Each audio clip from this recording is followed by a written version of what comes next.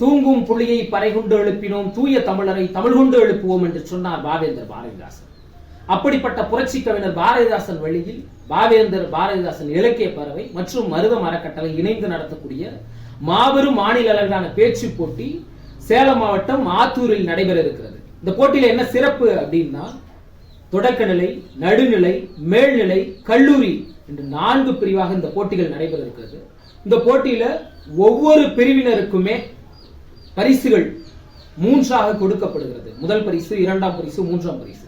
இதுல இன்னும் சுவாரஸ்யம் என்ன அப்படின்னா, அரசு பள்ளிகளில் கலந்து கொள்ளக்கூடிய, அரசு கல்லூரிகளில் கலந்து கொள்ளக்கூடிய மாணவர்கள் இன்னும் சிறப்பா பேசினா சிறப்பு பரிசும் இருக்குது.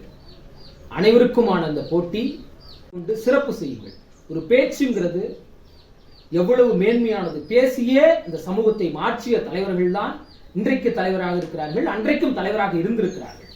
அப்படிப்பட்ட இன்றைய இளைஞர்கள், இன்றைய மாணவர்கள் நாளைய தலைவர்கள். நாளைய தலைவர்களை உருவாக்குவோம்.